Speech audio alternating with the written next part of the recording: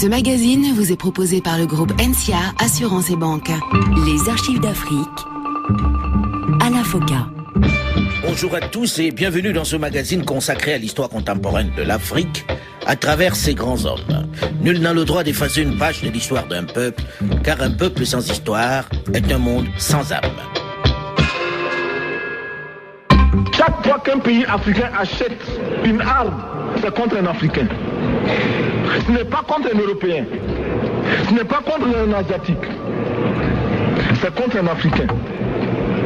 Par conséquent, nous devons également, dans la lancée de la résolution de la question de la dette, trouver une solution au problème de l'armement. Je suis militaire et je porte une arme. Mais Monsieur le Président, je voudrais que nous nous désarmions. Parce que moi, je porte l'unique arme que je possède et d'autres ont camouflé les armes qu'ils ont. En 4 ans seulement à la tête de son pays, il aura marqué les esprits des Africains. Près de 30 ans après sa disparition, il reste l'un des leaders préférés du continent, toutes générations confondues. Pour les jeunes qui, pour beaucoup, ne l'ont pas connu, son nom rime aujourd'hui avec nationalisme, panafricanisme et résistance au néocolonialisme. Suite aujourd'hui de notre série d'archives d'Afrique consacrée à Thomas Sankara.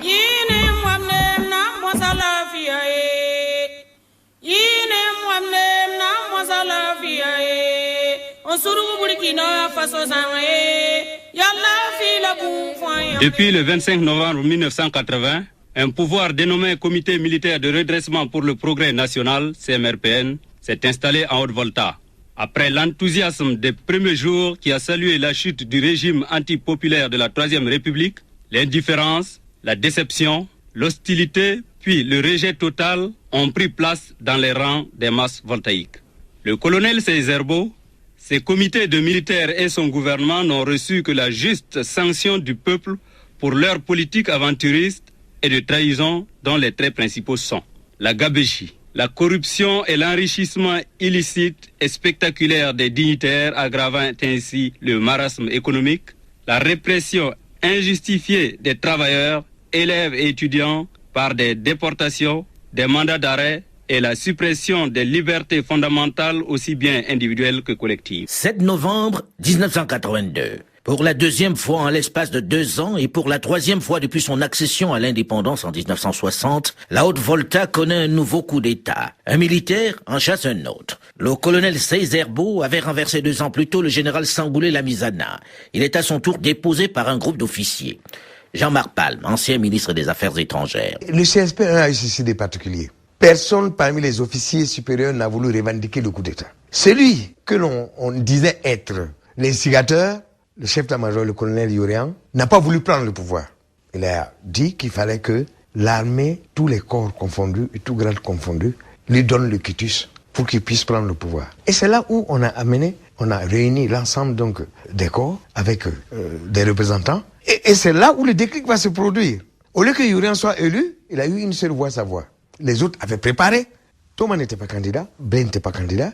Ils ont poussé devant Jean-Baptiste Ouédraogo, qui était avec eux, avec qui ils discutaient, qui était un médecin militaire. Il y a eu ballottage entre lui et le général Kimgo Garango. Ceux qui avaient des idées progressistes sont dit, si Kimgo Garango prend, nous sommes morts. Donc, ils voient les soldats, ils voient les officiers, les lieutenants, les capitaines. Vous savez très bien où nous voulons aller et vous savez donc alors qui vous devez voter. Et c'est ainsi que Jean-Baptiste Ouédraogo est devenu président presque par défaut. Fidel Toé, ancien directeur du cabinet de Thomas Sankara. Personnellement, il m'a dit non, il n'était pas l'auteur de pareils coups, mais des officiers aussi ou d'autres militaires sont venus le voir par la suite pour lui demander de bien vouloir entrer dans le gouvernement parce que eux, ils ont fait cela aussi pour eux et de voir une certaine dérive droitière qui se faisait. Et eux, ils ne se reconnaissaient plus dans l'action qu'ils avaient eu à faire. C'est comme ça qu'au niveau du CSP, les membres ont procédé à une élection d'un Premier ministre. Ce push tombe bien pour Thomas Sankara qui, depuis son limogeage du poste de secrétaire d'État et sa dégradation, vivait en quasi-résidence surveillée à Dédougou, effectuant juste quelques visites à Ouagadougou. Il est vrai qu'il a été contacté un peu plus tôt par quelques officiers qui, conscients de sa popularité au sein de l'armée, ont voulu qu'il participe à ce putsch, notamment le colonel Gabriel Sommet et le commandant Larnaca. Mais il a décliné l'offre estimant que la situation n'était pas assez mûre, que le complot n'était pas suffisamment solide. Bien qu'il n'ait pas participé au putsch, le médecin commandant Jean-Baptiste Ouédraogo, celui qui devient le président un peu par défaut, comme le précisait à l'instant Jean-Marc Palme, nomme Thomas Sankara Premier ministre du CSP, le Conseil de salut du peuple. Un choix risqué lorsque l'on connaît sa popularité, son influence au sein de l'armée, mais aussi le capital confiance dont il jouit au plan national et son indépendance. Jean-Marc Palme, ancien ministre. Nous avons une classe politique extrêmement teigneuse, notamment les anciens. Le RDA, le PRA, ils n'étaient pas encore dissous. Et lorsqu'on a mis Jean-Baptiste devant, qui apparaissait comme un modéré, la classe politique ancienne a commencé à l'entreprendre. Et à un moment donné, pour garder l'option, il a été obligé de nommer Thomas Premier ministre. C'est donc le grand retour de Thomas Sankara sur la scène politique. Pour beaucoup, cette nomination est accueillie, comme le dira la radio voltaïque, avec surprise et étonnement. L'Assemblée générale de la junte, baptisée CSP, Conseil de salut du peuple, convoquée en session extraordinaire sur proposition du commandant Lengani, son secrétaire général et ami de Sankara, a décidé de le nommer au poste de Premier ministre. Et dès le discours qu'il prononce lors de son investiture, il marque sa différence. Servir le peuple. Voilà l'étoile polaire de la politique du Conseil de salut du peuple. Fin de citation. Dans le même discours, il va prononcer 59 fois le mot peuple. Une démarcation claire vis-à-vis du commandant Jean-Baptiste Ouédraogo, le chef de l'État et président du CSP.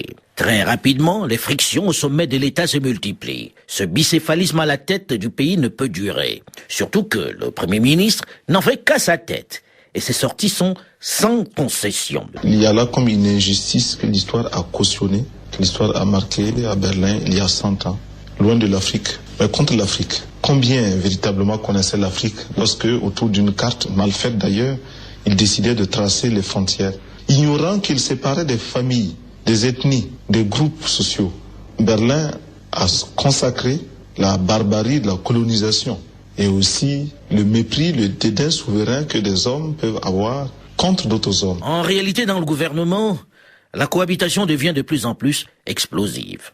On a d'un côté les officiers qui ont Jean-Baptiste Ouédraogo à la tête de l'État, qui rêvent de remettre le pouvoir à la vieille classe politique et de renvoyer les militaires dans leurs casernes. Et puis on a de l'autre Thomas Sankara et ses amis, le commandant Jean-Baptiste Lengani et les capitaines Blaise Compaoré et Henri Zongo, bien déterminés non seulement à en finir avec ce vieux schéma politique, mais aussi à installer durablement l'armée au pouvoir.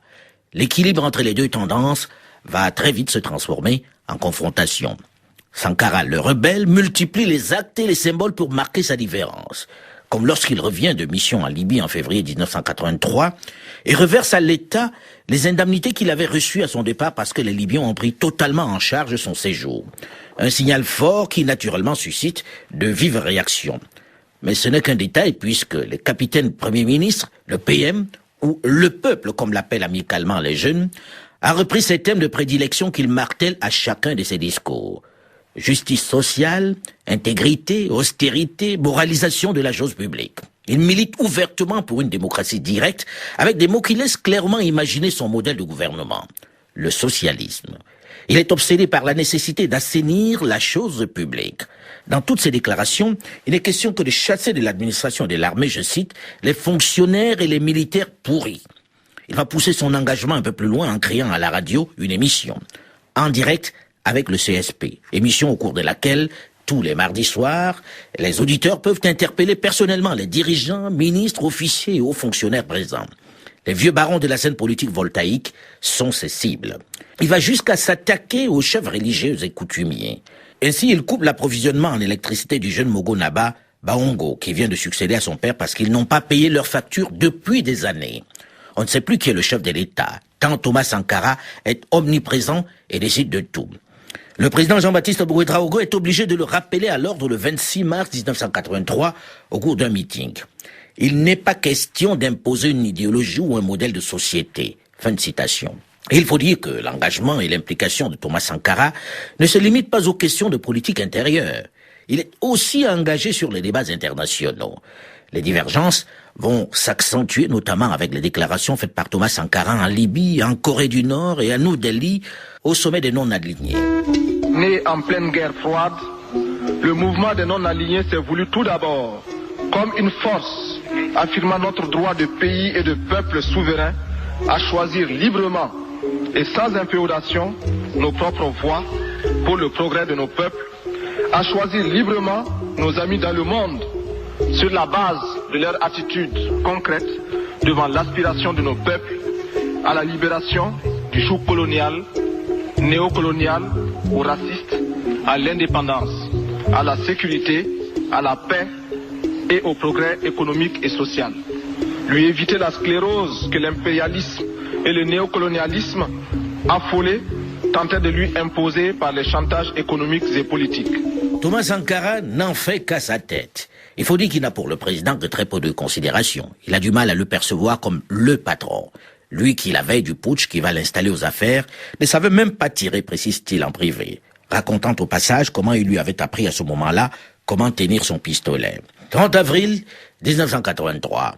De retour d'un voyage en Afrique de l'Ouest, le colonel Muammar Kadhafi effectue une escale à Ouagadougou.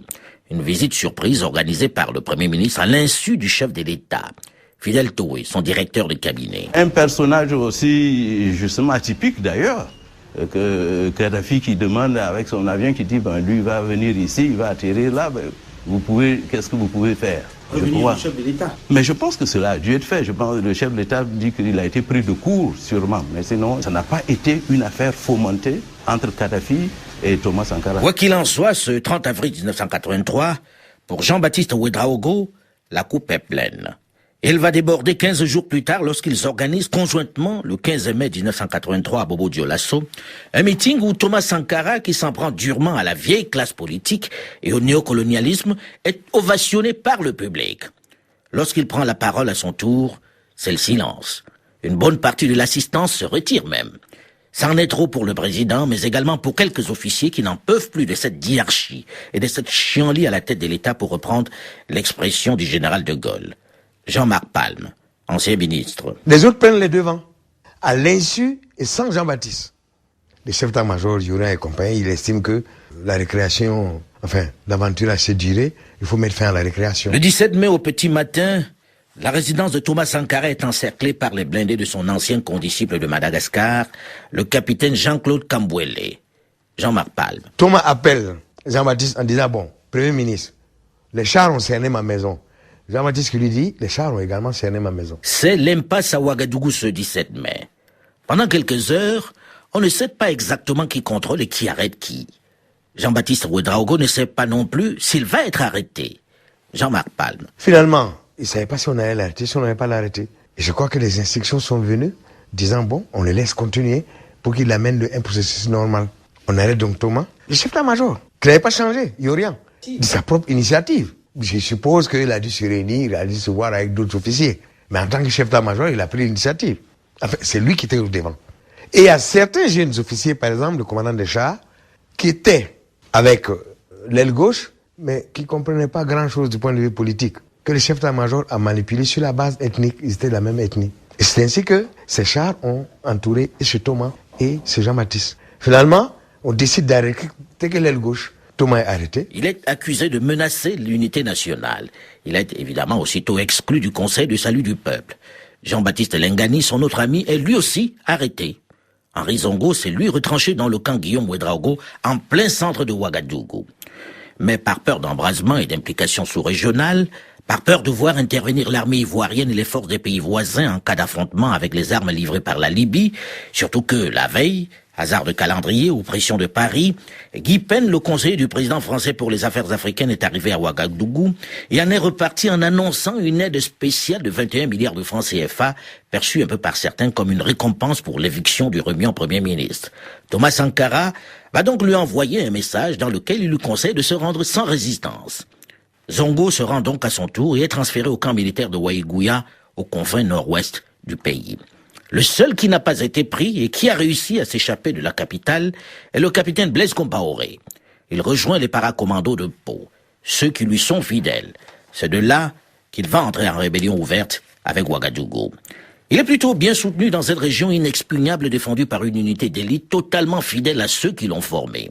Thomas Sankara et Blaise Compaoré. Jean-Marc Palme. Il y a des organisations civiles qui, à partir du 17 mai, ont pris fait et cause pour Blaise, ou du moins les militaires de Pau, l'aile gauche de l'armée, qui représentaient ce qu'on dit dans notre jargon de l'époque, le progrès, l'anti-impérialisme. Et il y a beaucoup de syndicalistes, de militants de partis de gauche, qui sont retrouvés à Pau pour se former militairement et prendre d'assaut la citadelle réactionnaire comme on l'appelait, qui était Ouagadougou. Cette résistance qui refuse toutes les propositions que lui fait le pouvoir qui n'a pas les moyens d'attaquer Pau va bénéficier d'une circonstance exceptionnelle. Les marxistes-léninistes de tous bords descendent dans les rues de Ouagadougou pour réclamer la libération de Thomas Sankara. Sous cette pression coordonnée, Jean-Baptiste Ouédraogo cède et ramène Thomas Sankara à Ouagadougou. Il est libre. En résidence surveillée certes, mais libre. Erreur du pouvoir puisque le capitaine n'a pas renoncé à son projet. Et de sa résidence, il coordonne tout, militaires et civils, prêts à reprendre le combat. La tension est à son comble dans le pays. Et chacun fait valoir son point de vue à travers différents organes politiques et syndicats. Jean-Marc Palme. Il y a eu ce qui était inédit en Afrique. Les anticommunistes ont circulé dans la rue ici avec des pancartes dénonçant le communisme. Et les pro-communistes ont défilé également avec des pancartes défendant le communisme. C'est inédit. «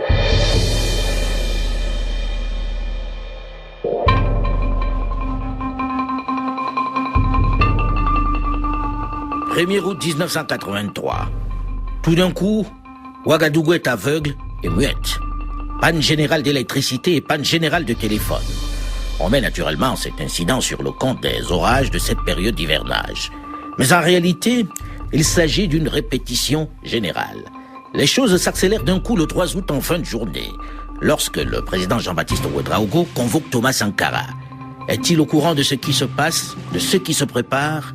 Commandant Abdou Salam Kaboré. La nuit du 4 août, 4 août traditionnellement, le 5 août c'est l'indépendance de la Haute-Volta. Le 4 août, donc, il y a le discours du président. Et le 4 août, nous avions décidé de monter sur Ouagadougou le 4 août. Nous étions à Ouaga, Blaise était à Pau. À Ouaga, je me souviens, le 4 août, vers 19h, on était chez Sankara. Il n'était pas là, on était chez Sankara. Et on dévisait tant de choses. Sankara avait été appelé par le président de l'époque, Jean-Baptiste Ouédraogo, qui disait que maintenant il sait que Sankara a un groupe et qu'il demande à ce groupe de faire des propositions.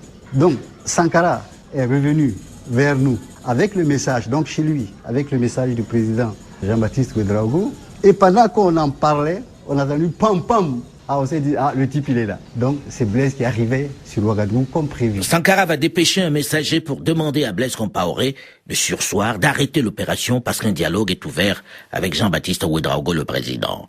Jean-Marc Palme. Blaise a dit non, nous sommes au port de Ouaga, on ne peut pas s'arrêter. L'opération est lancée, il faut qu'on la termine. Commandant Abdou Salam Kaboré. Donc pas des chemins détournés, nous avons rejoint Blaise en rase campagne, nous sommes arrivés ensemble. Nous avons pris la radio ensemble, nous avons laissé Blaise Compaoré à la radio. Nous avons continué au domicile du président Ouédraogo Jean-Baptiste qui a eu la vie sauve.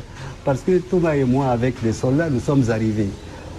On était en train de canarder sérieusement son domicile. C'est nous qui avons dit halte au feu. Nous avons dit au président, ne craignez rien, vous êtes libre, etc. Tard cette nuit, alors que règne encore une certaine confusion et que la population, devant le bruit des armes, est malgré tout descendue en masse dans la rue, on ne sait pas encore qui sera le nouvel homme fort du pays. Ouagadougou est encore une fois muette et aveugle, puisqu'encore une fois, les communications et l'électricité ont été coupées. C'est donc dans une grande confusion que les Ouagalais vont se coucher en cette veille de la fête de l'indépendance. Ils savent qu'ils vivent là un autre putsch, le 3e en 3 ans. Mais que va apporter celui-ci? Qui sont les auteurs réels? Que propose-t-il de neuf? Ils n'imaginent certainement pas à ce moment-là le bouleversement que cet énième coup d'État va provoquer dans leur vie. La Haute-Volta va entrer dans ce que l'on va appeler la révolution. L'ère des capitaines a sonné comme nous allons le voir dans une dizaine de minutes, juste après une nouvelle édition du journal dans la suite de cette série d'archives d'Afrique consacrée à Thomas Sankara. Rendez-vous donc dans une dizaine de minutes. Dans cette seconde partie, naturellement, vous pourrez participer au jeu Archives d'Afrique qui vous permet chaque semaine de gagner un coffret Les leaders africains des indépendances, volume 2. À très vite.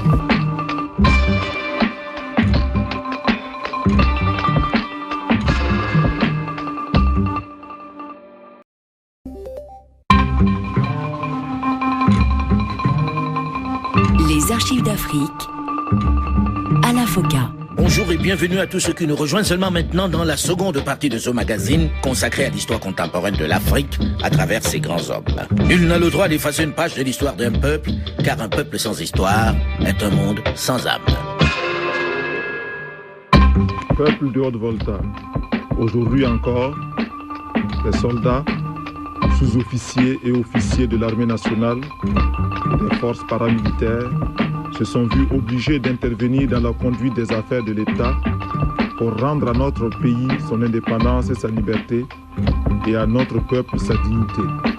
Aujourd'hui, 4 août 1983, des soldats, sous-officiers et officiers de toutes les armes et de toutes les unités, dans un élan patriotique, ont décidé de balayer le régime impopulaire, le régime de soumission et d'aplatissement, mis en place depuis le 17 mai 1983 par le médecin commandant Jean-Baptiste Ouédraogo. Ce 4 août 1983, après une soirée très agitée dans la capitale de la Haute-Volta, rythmée par des tirs murés de fusils mitrailleurs, de kalachnikovs et autres armes militaires, où régnait une grande confusion, celui qui délivre ce message, qui officialise ce troisième putsch militaire en 3 ans, le capitaine Thomas Sankara, ex-premier ministre, n'est pas un inconnu.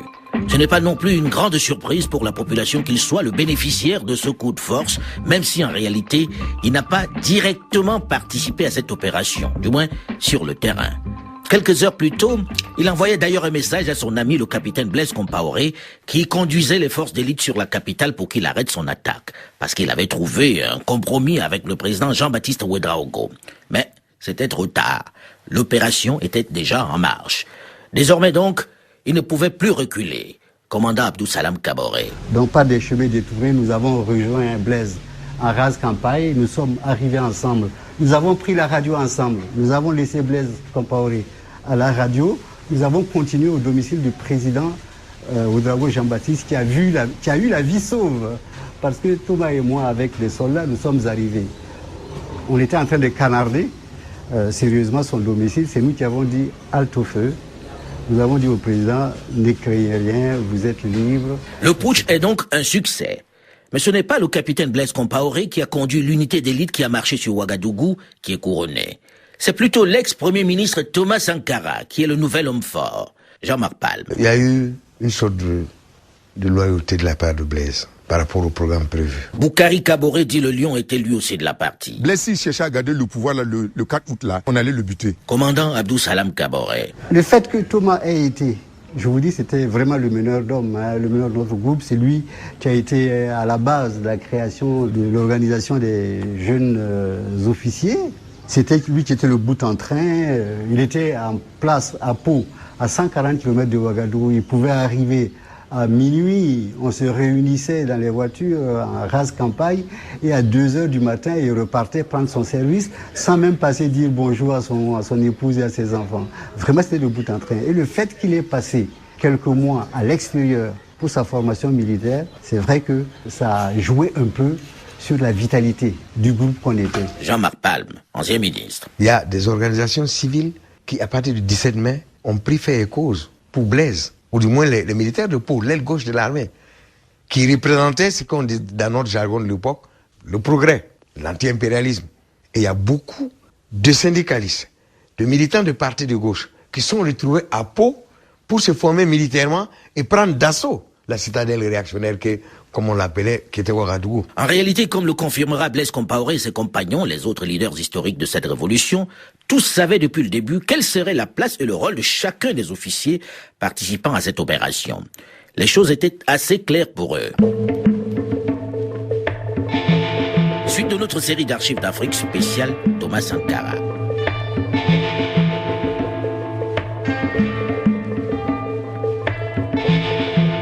Ce 4 août 1983 donc, la Haute-Volta se réveille dans une nouvelle ère, celle de la Révolution.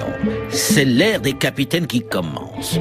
Un carteron d'officiers, Blaise Compaoré, Henri Zongo, Jean-Baptiste Lengani et Thomas Sankara qui ont décidé de redonner de la dignité à leur pays. Thomas Sankara préside le Conseil national de la Révolution. Le jeune homme de taille moyenne, une moustache en nard de sec, le visage ovale plutôt juvénile pour un homme de 34 ans, plante tout de suite le décor. L'homme est simple et préfère son treillis léopard avec les manches soigneusement retroussées, auquel la jonction récente d'un col Mao confère un cachet plus habillé au costume de circonstance. Un béret rouge fixé élégamment sur la tête et ses 3 barrettes dorées de capitaine aux épaulettes, plus l'insigne de parachutiste épinglé au-dessus de la poche poitrine droite, vont très rapidement devenir son signe distinctif. Plutôt discret, ce père de 2 enfants qui ne boit pas, ne fume pas et a plutôt tendance à fuir les festivités et les cérémonies, a désormais en main la destinée du peuple dont il se dit le défenseur depuis longtemps déjà. Il faut dire que les voltaïques lui témoignent depuis son putsch un soutien qui ne faiblit pas. Dès le soir du 4 août, juste après l'annonce radiodiffusée de la naissance du CNR, le Conseil national de la Révolution, de nombreuses manifestations improvisées se sont multipliées dans le pays. Le lendemain, date anniversaire de l'indépendance de la Haute-Volta, les populations lui ont fortement manifesté leur soutien, ce qui contraste avec le silence qui accompagnait traditionnellement les multiples putschs. Dès le même soir du putsch, Thomas Sankara a invité les populations à rejoindre la révolution en se réunissant au sein des CDR, les comités de défense de la révolution. Commandant Abdou Salam Kaboré. Quand on a quitté chez Jean-Baptiste, on devait rejoindre un autre camp à quelques 5 km de là. On ne pouvait plus. Parce que notre voiture s'est aplatie tellement il y avait de jeunes civils, malgré le fait que ça tiraillait encore, de jeunes civils qui étaient sur le véhicule. Alors il a bien fallu canaliser toute cette énergie-là des jeunes. Et c'est là que les 4 tenants de la Révolution, Sankara, Blaise, Zongo Henri et Lengani m'ont appelé pour dire à toi d'organiser les CDR. C'est là que nous avons commencé à rassembler les jeunes par quartier dans les services pour former des comités de défense de la Révolution. Ernest Normand Ouedraogo, le ministre de l'Intérieur. On parlait du pouvoir du peuple. Effectivement, le pouvoir a été confié au peuple. Dans le cadre du PRP, le pouvoir révolutionnaire provincial par exemple, c'était la population qui décidait. Et puis le haut commissaire qui venait d'être créé, c'est un poste créé par la Révolution, le haut commissaire exécutait. C'était l'exécutif, c'était pas un parlement, mais enfin, c'était en tout cas un organe consultatif et qui vraiment imposait ses vues quand c'était nécessaire.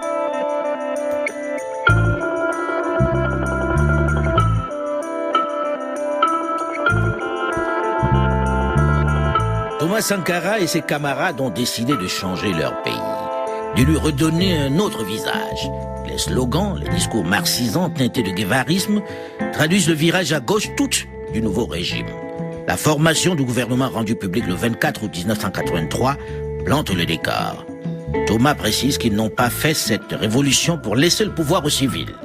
L'armée, dit-il, est une composante du peuple voltaïque.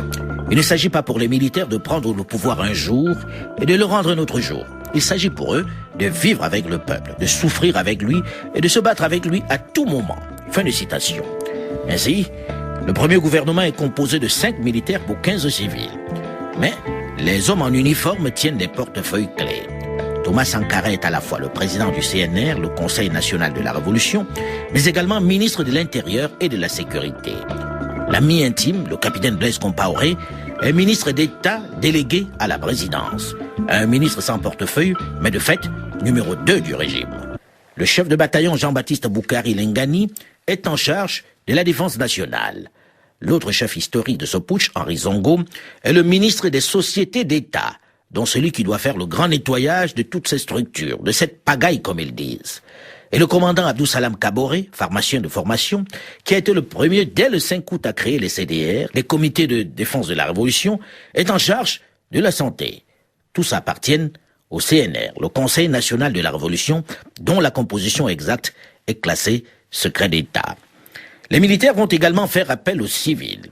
Dans ce pays où le maniement des dogmes, notamment de gauche, est l'activité préférée des intellectuels, où les organisations communistes de tout poil prolifèrent, le CNR va faire entrer au gouvernement les civils issus des différentes composantes marxistes que les chefs historiques ont eux-mêmes fréquentées pendant plusieurs années. Toutes les composantes communistes, sauf une, le PRCV, le Parti communiste révolutionnaire voltaïque. Tous ces mouvements sont bien décidés à imposer leur vue aux militaires. Les partis politiques étant interdits, ils ont le champ libre.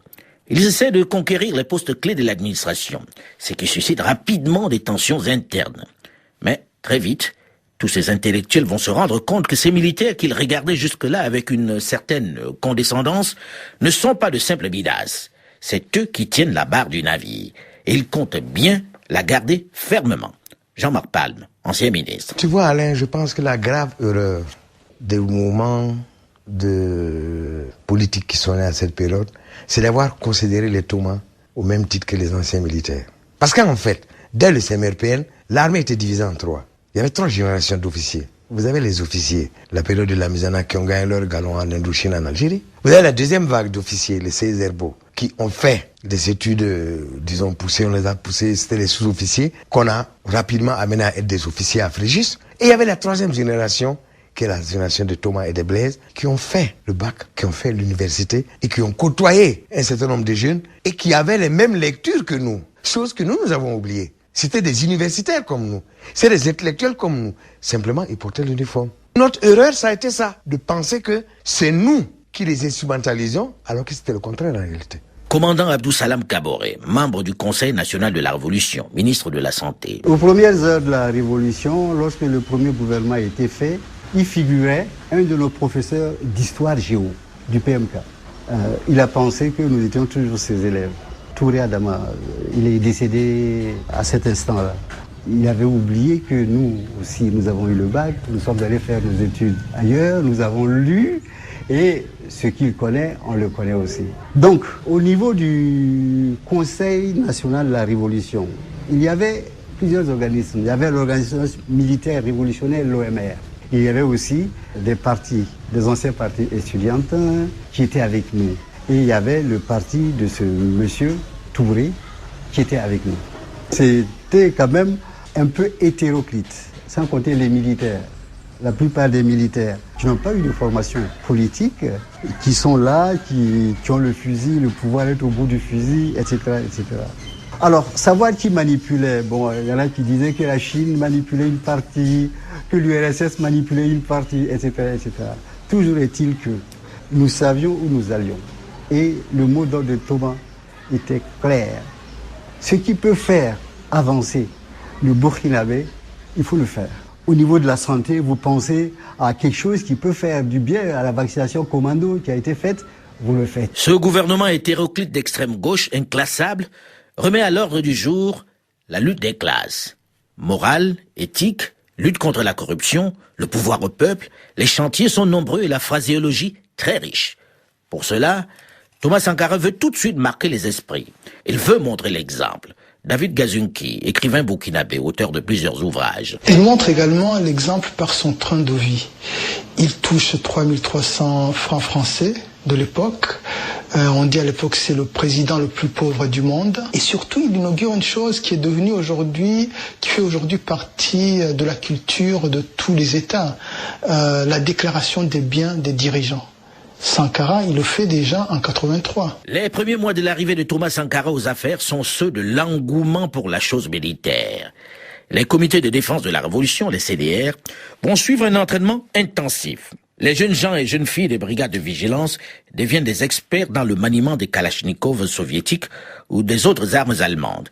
Les premières aides reçues de la Libye et de la Corée du Nord ou encore de l'Albanie sont des armes et des uniformes. C'est comme ça. Mais rapidement, ces armes vont être retirées au CDR, les comités de défense de la Révolution. Pour le grand combat patriotique, pour l'avenir radieux de notre pays, la patrie ou la mort, nous vaincrons. Thomas Sankara touche les voltaïques avec ses prises de position en faveur des masses.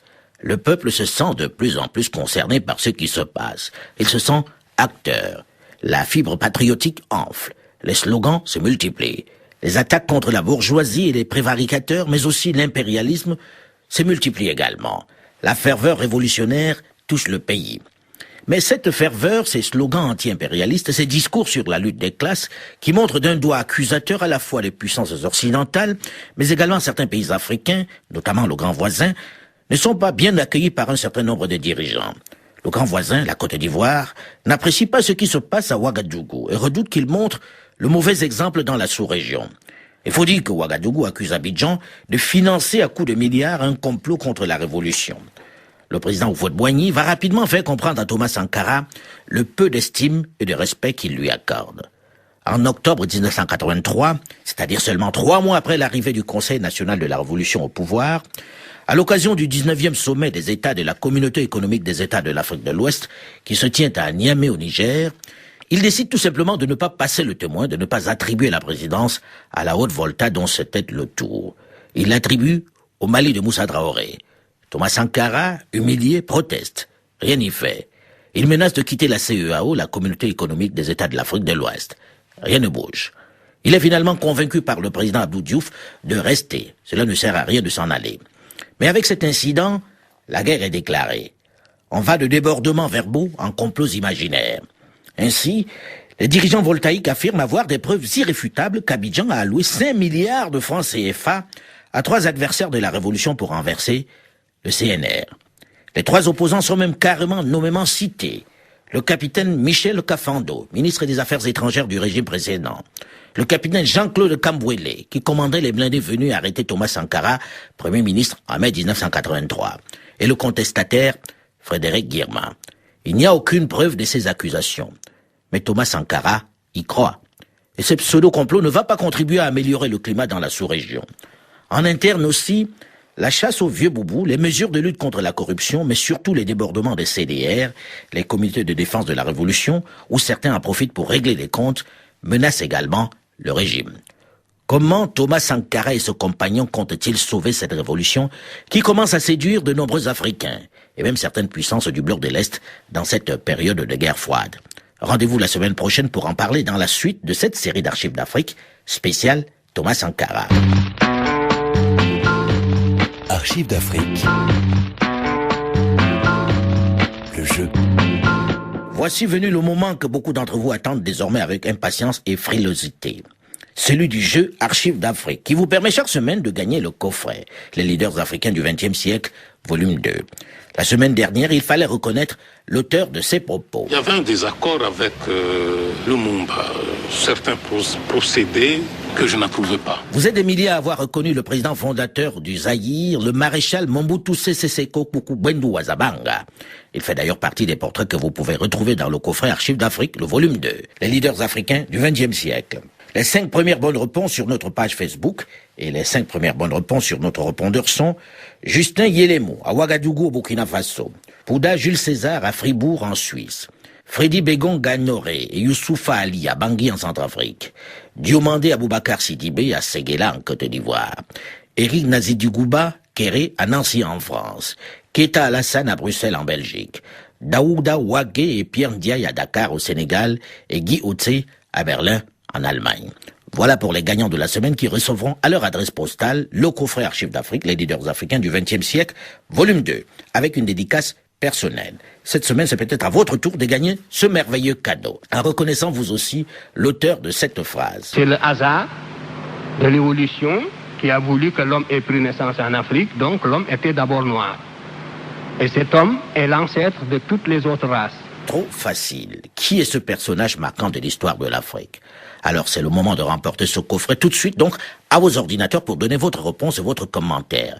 Les 5 premières bonnes réponses sur notre page Facebook Archives d'Afrique RFI et les 5 premières bonnes réponses sur notre répondeur au 0033 1 84 22 93 32. 0033 1 84 22 93 32 recevront chez elle le coffret Les leaders africains du XXe siècle, volume 2. Je rappelle bien sûr qu'il faut en plus de la réponse nous préciser votre nom et l'adresse postale précise à laquelle nous ferons parvenir votre coffret. Nous laissez également votre numéro de téléphone où nous pourrons vous joindre à vos téléphones et à vos ordinateurs. Et n'oubliez pas que vous avez également la possibilité de réécouter l'émission sur le site de RFI et de continuer de réagir comme vous le faites sur notre page Facebook RFI. Delphine Michaud, Olivier Raoul et Alain Foucault, nous vous donnons rendez-vous la semaine prochaine, même heure, même fréquence, pour la suite de la série d'Archives d'Afrique consacrée à Thomas Sankara. Dans un instant, une nouvelle édition du journal chez RFI. Bonne fin de week-end. Ce magazine vous a été proposé par le groupe NCA Assurance et Banque, présent dans 12 pays d'Afrique subsaharienne.